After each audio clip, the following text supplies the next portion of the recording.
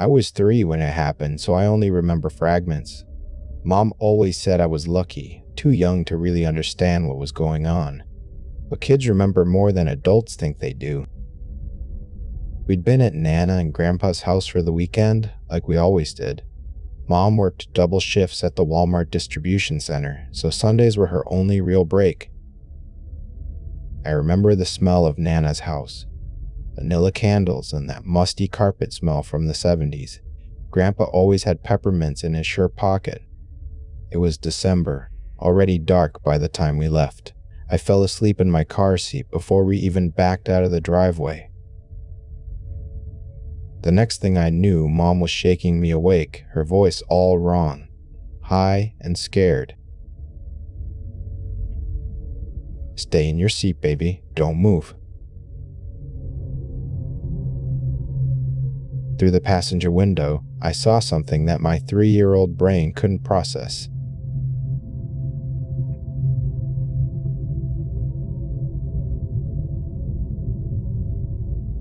A man in what looked like a white bunny head, but wrong. The ears were too long, drooping down past his shoulders.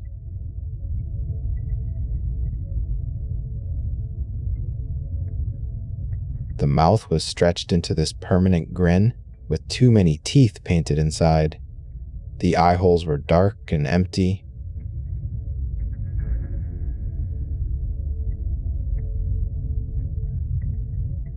There was another man by a car that had steam coming from under the hood.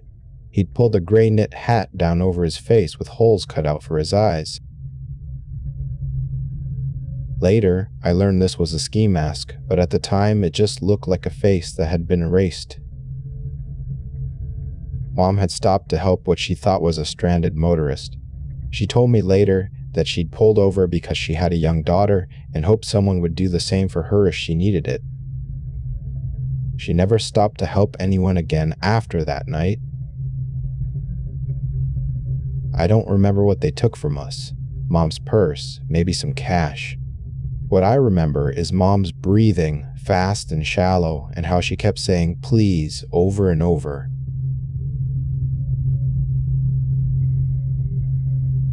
I remember the sound the bunny mask made when the man moved his head. A soft squeaking like latex rubbing against itself.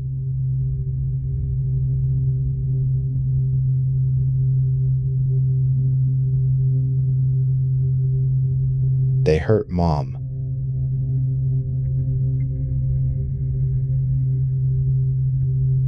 Bad enough that she spent 2 weeks in the hospital, and I went to live with Nana and Grandpa for almost a year while she recovered, not just from her physical injuries, but from whatever broke inside her head that night. I had nightmares about the bunny man for years. In my dreams, he was always chasing us through an endless parking lot while Mom cried. Sometimes I'd wake up and check my bedroom window 3 or 4 times before I could fall back asleep. But time passes. By the time I was in middle school, we'd built something like a normal life again.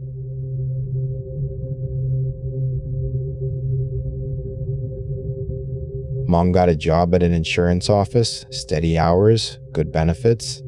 I played softball and complained about homework and fought with her about my curfew like any other kid. At 24, I finally had enough saved up to move out. I'd graduated from state with a degree in business administration and landed a decent job at a marketing firm downtown.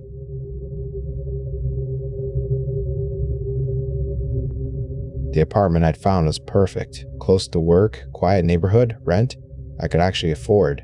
Only problem was it came completely unfurnished. Mom and I spent the Saturday morning driving around to garage sales, but everything was either particle board garbage or antiques I couldn't afford. She suggested I try Craigslist, so that evening I pulled up the for sale section and started scrolling. There was this one listing that caught my eye. A whole bedroom set, dining table and desk, all solid wood, all reasonably priced. The photos looked good, and the seller seemed eager to negotiate. Her name was Jennifer, and she explained in her emails that she was selling her grandfather's belongings to help pay for his nursing home care. We arranged for me to come look at everything the following Saturday. The house was in an older neighborhood, ranch style with aluminum siding and a chain link fence around a small backyard. Jennifer answered the door before I'd even knocked. She must have been watching from my car. She was probably in her early 30s, with the kind of tired eyes you see on people who've been taking care of sick relatives for too long. She offered me coffee right away and showed me around the house, pointing out all the furniture that was for sale. The grandfather sat in the living room in a wheelchair, an oxygen tank beside him with clear tubing running to his nose. He looked like he weighed maybe 90 pounds, his skin pale and papery. When Jennifer introduced me, he didn't even turn his head. His eyes stayed fixed on a spot on the wall above the television. "Grandpa doesn't really respond much anymore," Jennifer said, adjusting his blanket. "The doctors say he can hear us, but..." She shrugged. I checked out the furniture, a solid oak dresser with matching nightstands, a dining table that could seat 6, a desk with actual drawers that slid smoothly. Everything was in good condition, just outdated. We haggled a bit and settled on a price that seemed fair to both of us. "I'll need to rent a U-Haul to get everything," I told her. "Would next weekend work for pickup?" "Perfect. That gives me time to clear out the drawers and get everything ready." Jennifer poured herself another cup of coffee from a Mr. Coffee machine that probably dated back to the 80s. "You know, if you're interested, there's a whole pile of stuff in the garage. Grandpa was never one to throw anything away. Most of it's probably junk, but you're welcome to look through it if you want." I figured why not? I needed decorations, kitchen stuff, anything to make the new place feel like home without spending a fortune. That'd be great, actually. Jennifer went to check on her grandfather, and I headed out to the garage through the side door. The overhead light was one of those fluorescent fixtures that took a few seconds to flicker on, illuminating what looked like the aftermath of a storage unit explosion. Boxes and bags were stacked floor to ceiling along 2 walls. Loose items spilled out everywhere. Old books, picture frames, kitchen gadgets I didn't recognize, ceramic figurines that probably came free with gas station fill-ups in the 70s. It smelled like mothballs and old cardboard. I started pulling things out, setting aside a few items that might work in my apartment. A wooden cutting board that just needed a good scrubbing. Some vintage coffee mugs. A small jewelry box with a ballerina that still spun when you opened the lid. That's when I saw it.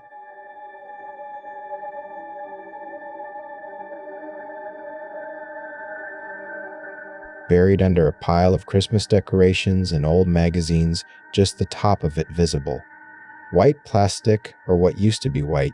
Now it was gray-brown with age and dirt, the paint around the eye holes starting to flake off. I pulled it free from the pile and held it in my hands.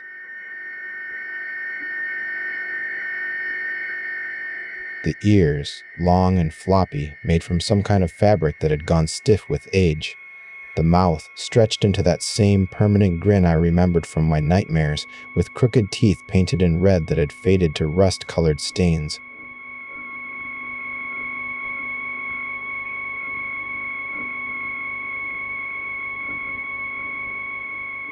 It was the exact same type of mask, maybe even the exact same mask.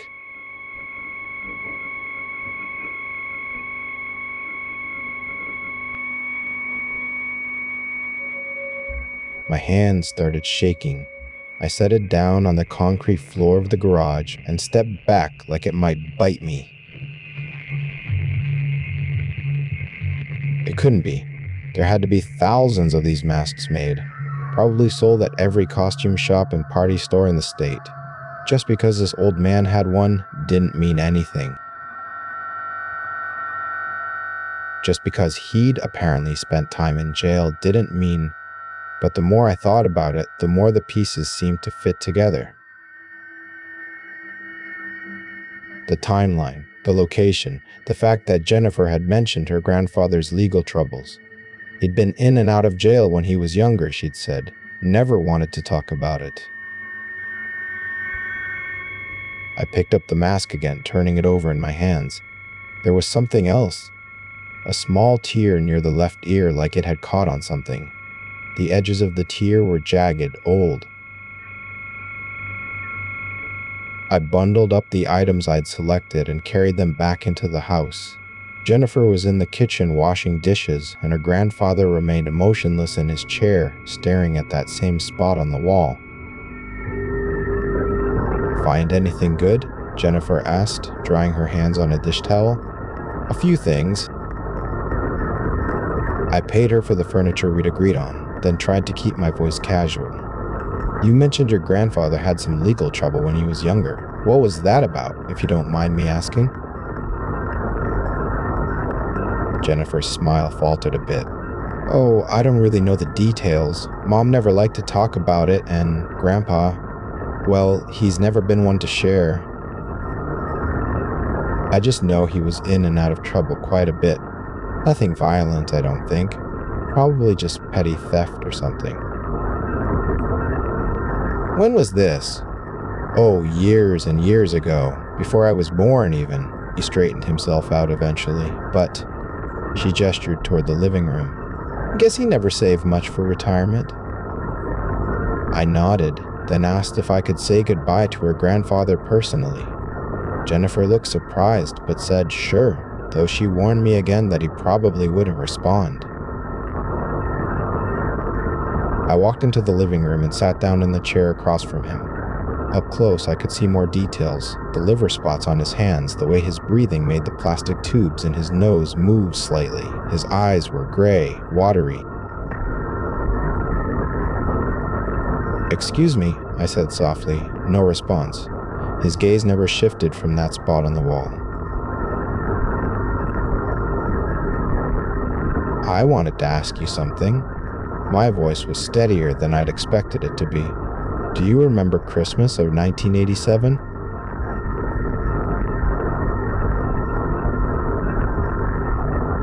Still nothing.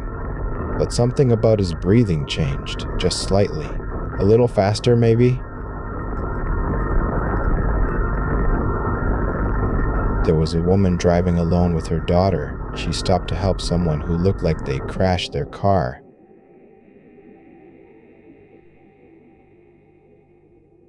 This time, I was sure. His breathing definitely changed. His fingers, resting on the arms of his wheelchair, seemed to tense up.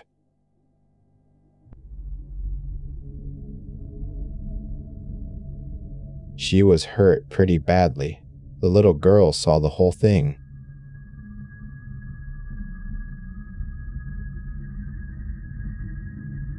For the first time since I'd arrived, his eyes moved, not toward me, but away from that fixed point on the wall. He blinked several times, rapidly.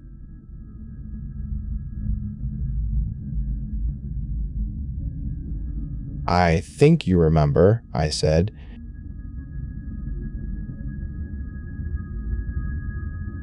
His mouth opened slightly, like he was trying to say something. No sound came out, but I could see his throat working, trying to form words. His eyes got watery, but not from whatever was wrong with him. These were different tears.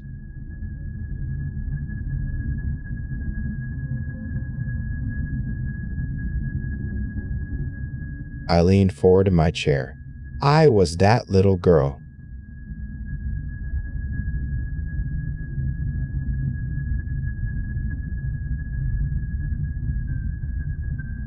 He made a sound then, barely audible.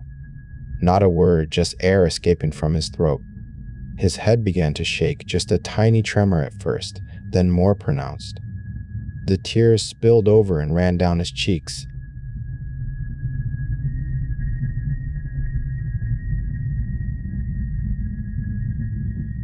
"You almost ruined my life," I whispered. "You almost killed my mother."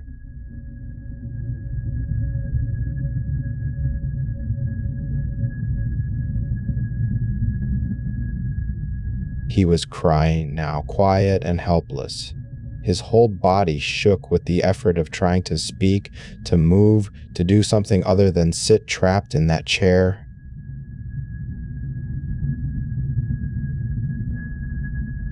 I stood up and walked toward the door, then turned back. I hope you remember this conversation. I hope you think about it every day.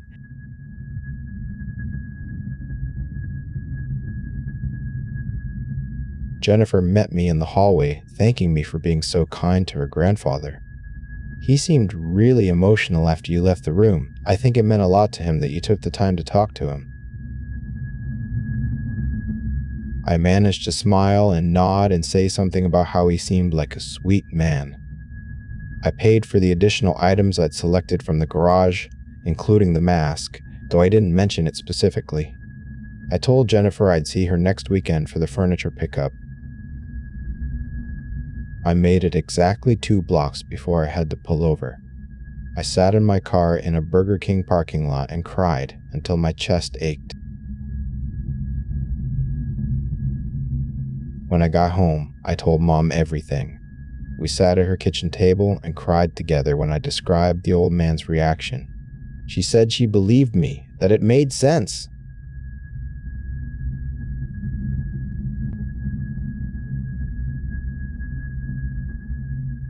She also told me something I'd never known, that someone had been arrested for what happened to us. There had been a trial, testimony, court appearances. That's why I'd stayed with Nana and Grandpa for so long.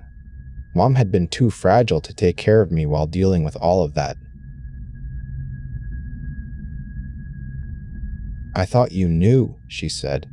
I guess I never brought it up because, well, talking about it never helped anything. The man had been convicted and sent to prison. Mom didn't remember how long his sentence was, but she thought he'd been released years ago. So it really could have been him, I said. It really could have been.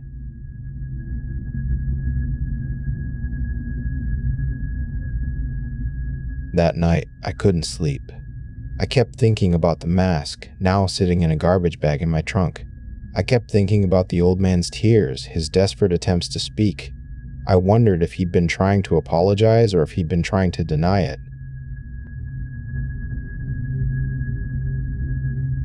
The next week, I went back to pick up the furniture. Jennifer helped me load everything into the U-Haul, chatting about her grandfather's condition, how the doctors didn't expect him to last much longer. I nodded and made appropriate sympathetic sounds.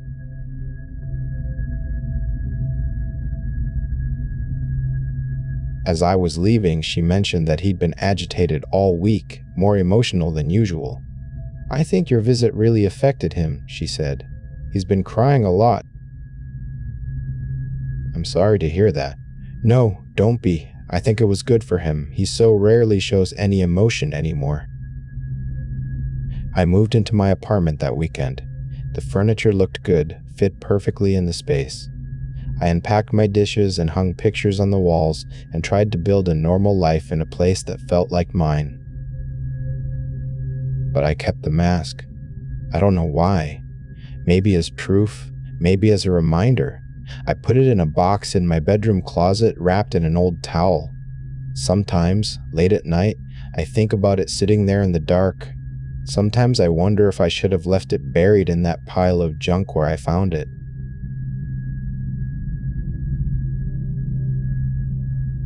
Three months later, Jennifer called to let me know her grandfather had passed away.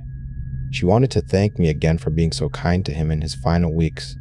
She said I was one of the last visitors he'd had, and she thought it had meant something to him. I thanked her for letting me know and hung up the phone.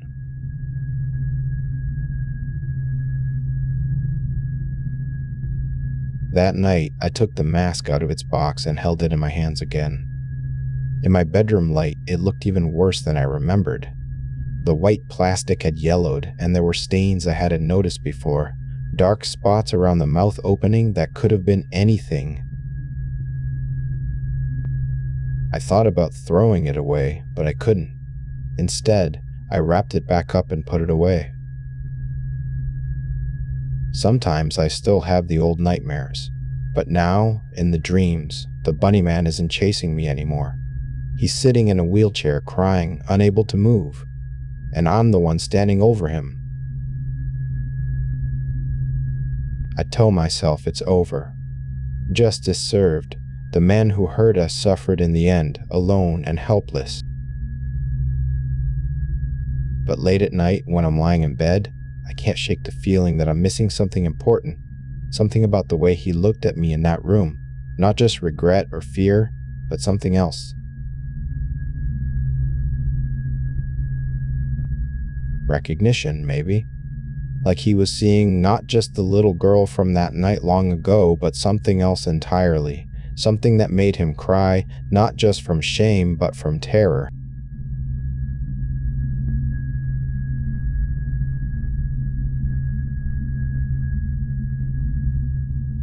I still have his mask. And sometimes, when I hold it, I wonder who was really wearing it that night. And I wonder if the man in that wheelchair was trying to tell me something else entirely, something I wasn't ready to hear.